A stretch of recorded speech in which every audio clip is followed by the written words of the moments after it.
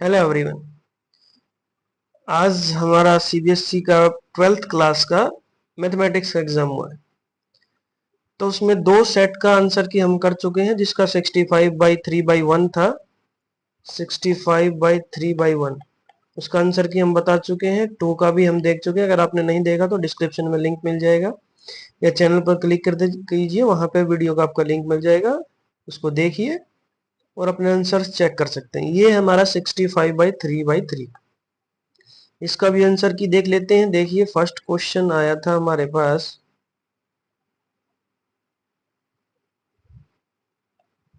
ये कोड है हमारा 65/3/3।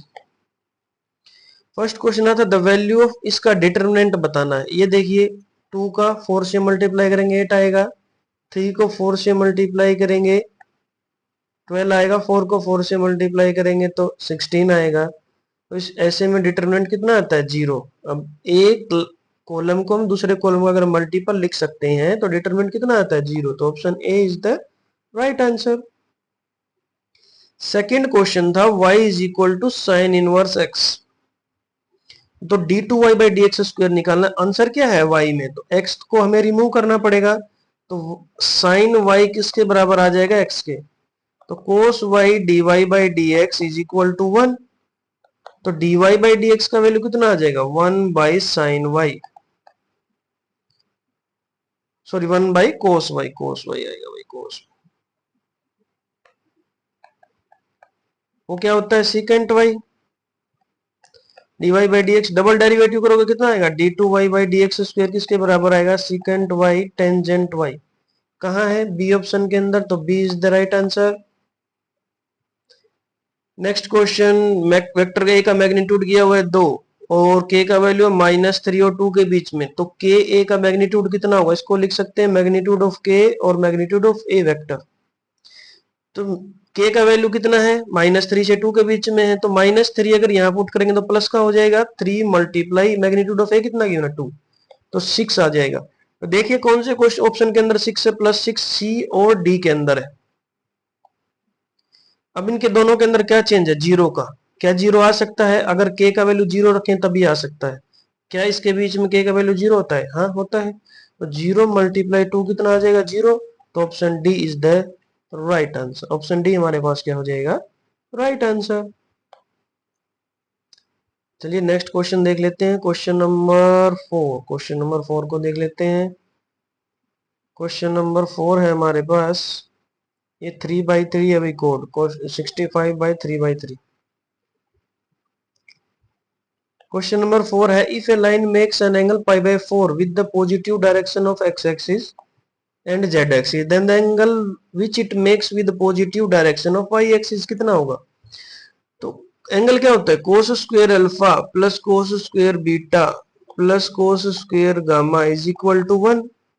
π/4 पे वैल्यू कितना आता है? 1/√2। तो मतलब 1/2 plus cos square beta plus 1/2 is equal to 1। अब लेफ्ट हैंड साइड 1/2 का सम कितना आएगा? 1। Right hand side 1 cancel out. तो cos स्क्वायर अल्फा किसके बराबर आ जाएगा? cos square beta is equal to 0। तो cos 0 कहाँ होता है? π/2 पे। Option C is the right answer. Next question देख लेते हैं। क्वेश्चन क्या है? Question number 5।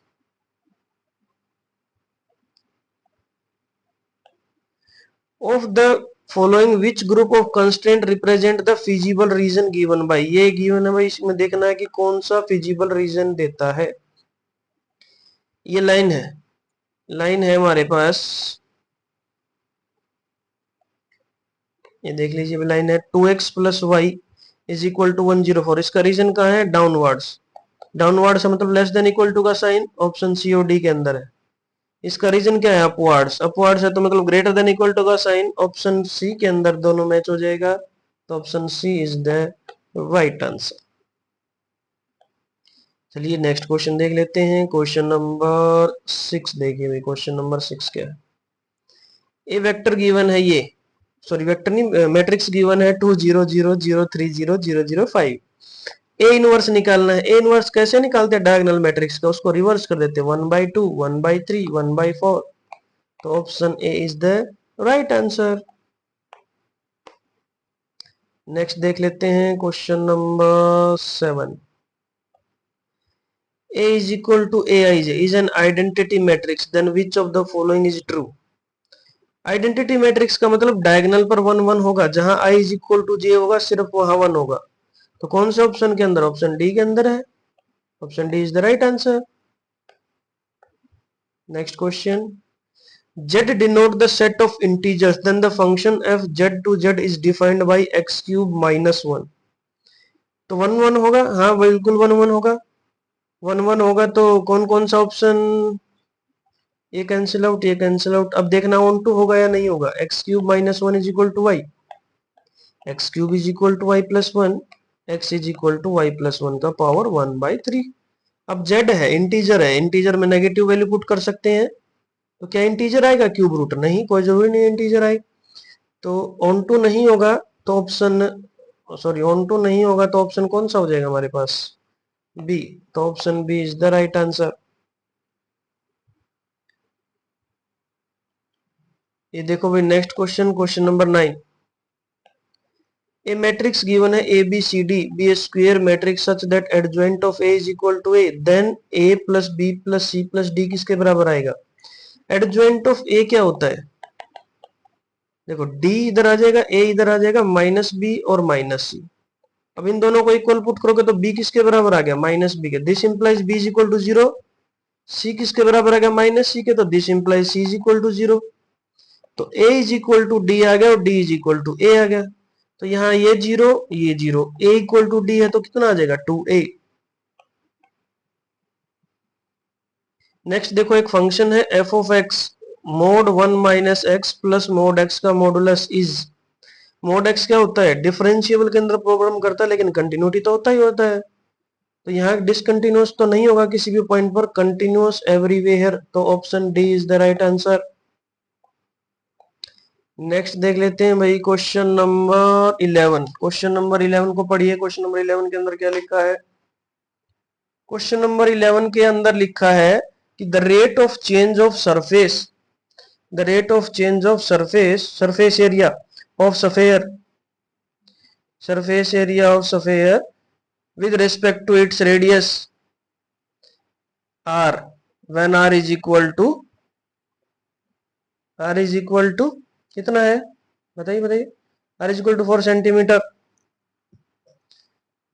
तो एरिया क्या होगा? Rate of change of surface area with respect to its radius क्या होगा? सरफेस एरिया क्या होता है?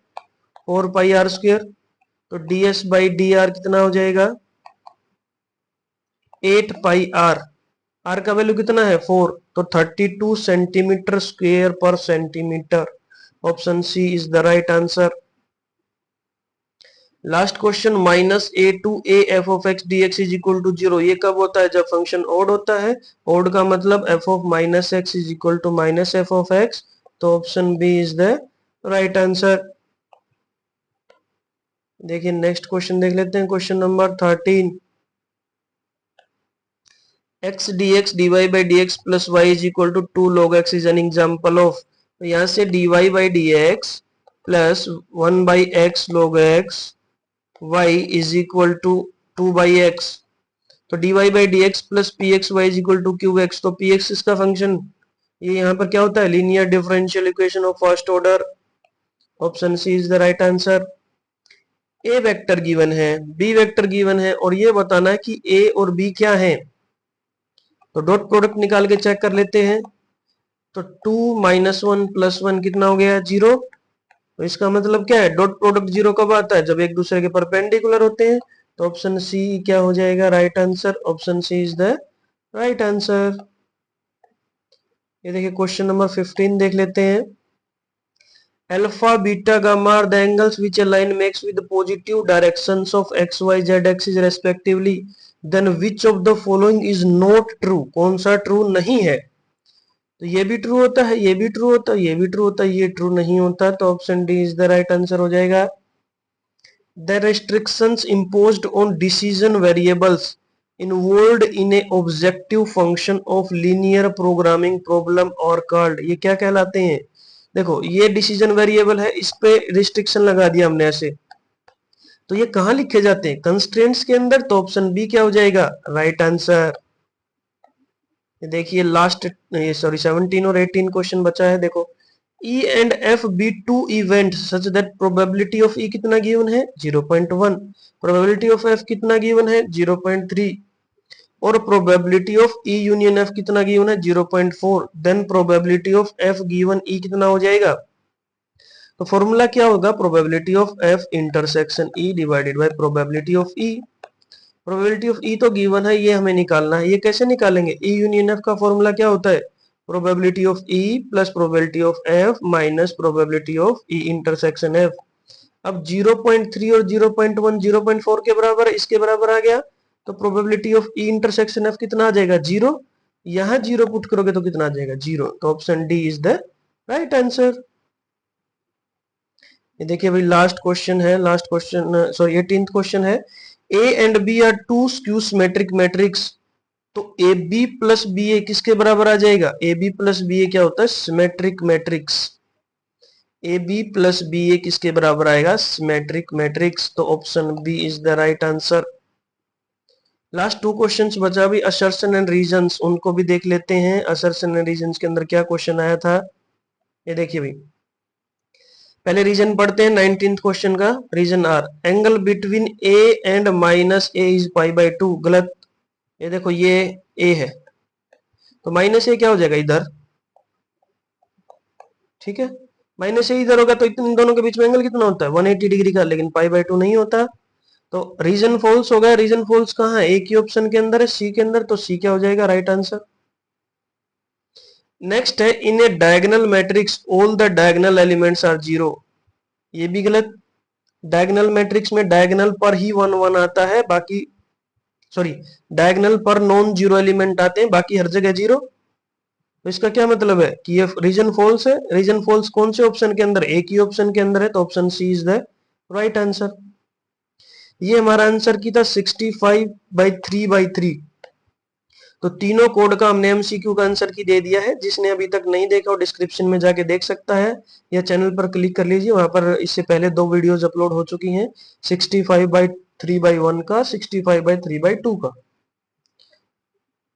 तो उम्मीद करता हूँ आपके अच्छे मार्क्स आए होंगे। जो भी आपका फ्रेंड जिसने भी एग्जाम दिया था, उनको शेयर कर दीजिए, ताकि वो अपने एमसीक्यू में टोटल मार्क्स चेक कर सकें। और जितने भी आपको मार्क्स आए कमेंट सेक्शन में जरूर बताइए। चैनल को अभी तक आपने सब्सक्राइब नहीं किया है तो चैनल को जरूर सब्सक्राइब कीजिए। Thank you.